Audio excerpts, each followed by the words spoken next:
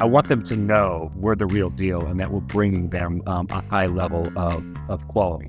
And that's going to build trust. And I think that through building trust, that's going to create those long-lasting business relationships. Create a restaurant experience service. It's a lot of fun. It's a lot of fun being the guy that brings the party.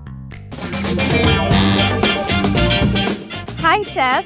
I'm Diana, and today we're joined by Chef Danny Kievit.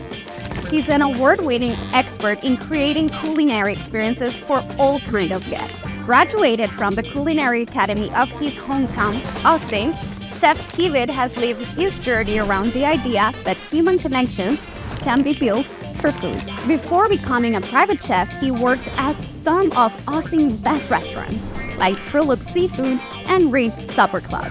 But today, he's with us to talk about designing different kinds of experiences that suits your guests' diverse tastes.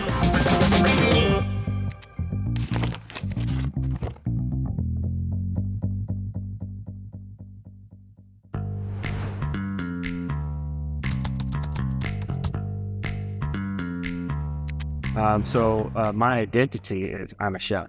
I love to create for people. And I believe that the way that I get my identity in is by creating from my heart. I believe this is very important. I tattooed it on my body. Leave it to Kievit. As a chef, it's what I want to be, and that's what I am.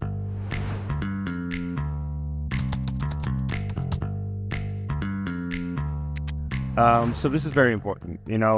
I believe in creating experiences. If I'm going to do a pig roast, I like to roast whole hogs. I'm going to bring out things with me, like I have a cajachina, right? So I'm going to emulate the experience of cooking it in the ground. I'm going to cut it up. I'm going to put an apple in the pig's mouth. I'm going to create the experience of a pig roast.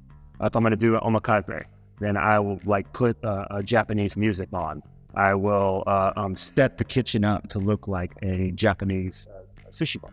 I want to create the ambiance, the feeling of being in the experience. Ambiance is very important. I believe you eat with your eyes first. When creating an experience, I believe that it's important to focus on the five senses. I go to a house and start cooking. Usually the first thing I do is I start cooking bacon. The guests are going to smell that, and it's going to start their senses, and then they're going to hear the bacon sizzling, and they're going to hear pots and pans, and they're going to hear things that's going to feel like a kitchen. You want your setup to look beautiful. You want to focus on the details. Also, you want to have a feeling that they're in good hands. You're guiding through an experience. So confidence, not overconfident, but being aware of your surroundings and know what's going on. And you're the leader of the evening.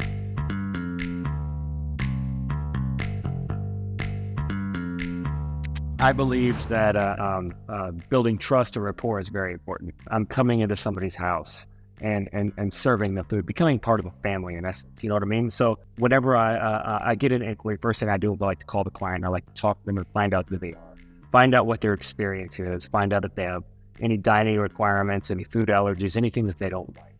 I ask them questions like, what is your favorite restaurant? What are you celebrating? I find out as much information as I can. And then I like to create an experience for them. I don't have necessarily a set number of menus, a regular order. I like to create an experience. Bespoke is what I like to be. So the client comes to me, I talk to them, I find out, I build them an experience and send them a proposal with the menu, what it's going to cost. Once that's approved and confirmed, then they don't have to worry anymore.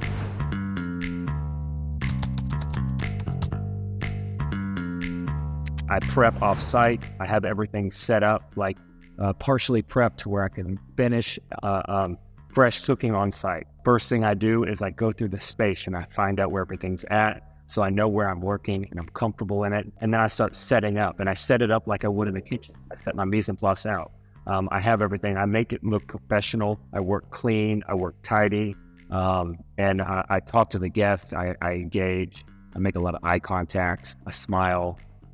And I let them know that I'm going to take care of them. And then I create the experience. I like to talk to them about what I'm doing, so I involve them in the understanding. Some people may not want to be that way, You have to be able to read the room as well. Serve them, take care of them. Hospitality is the number one thing. If they need a glass of water, I get them a glass of water. Nothing is too small for me. I will do whatever it takes. And they get through the experience, and I always leave the kitchen cleaner than I found it.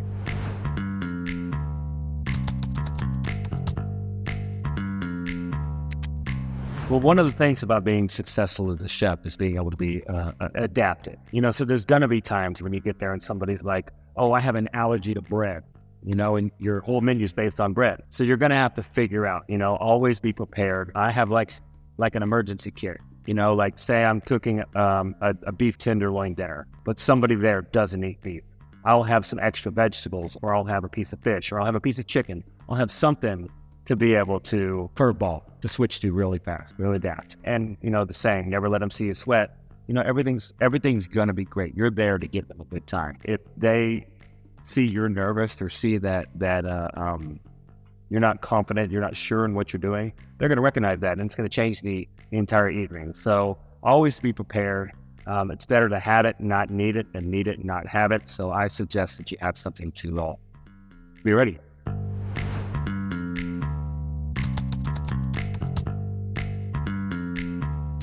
So I build a connection with a guest during the experience through, levels of hospitality. I believe that relationships are the fabric of life.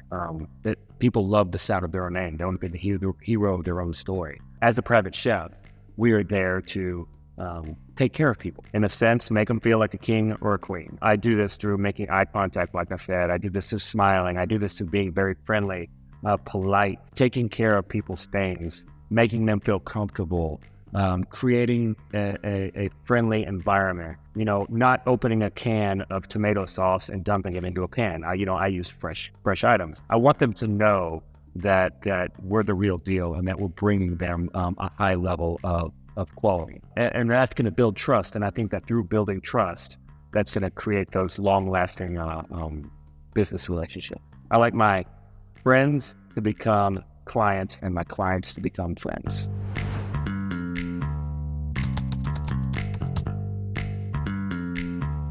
This is an environment where it's very important to make sure that you have what you need and to be prepared, because if you get into a situation where, you're running behind or you don't have what you need or there's something that you can't think through, then you're going to have problems. So the best way to do it is to make sure that you're prepared, make sure that you know what you need, make sure that you have all of those things. I like to make a list of everything that I need. I was a chef at a restaurant. When I was a chef at a restaurant, we did a lot of banquets. There was always a list of things that we needed. So I always pack more than I need. I bring, 10 extra towels. I bring quart containers. I bring all of the necessities to be able to recover from anything that might happen. Be prepared.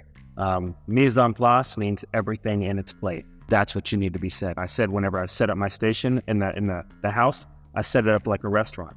I do that so I know what I have is there, I know where it's at, and I don't have to think once I get into it. It's kind of like getting into a flow. This is a thing where if you want to look like a professional, you got to work like a professional. Work like a pro, clean as you go.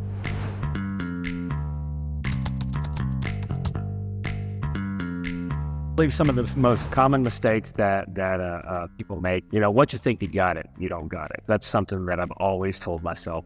Somebody told me that once, very important to me. And that's my philosophy. Once you think you got it, you don't got it. Never assume that you know what everybody wants. Talk to people, find out what they want, right? Listen to them. Just because you don't like something doesn't mean you shouldn't serve it to somebody else. Be humble. Humility is key.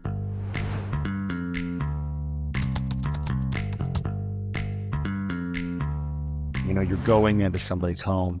And we're in the service industry, be hospitable. Also, make sure you got what you need.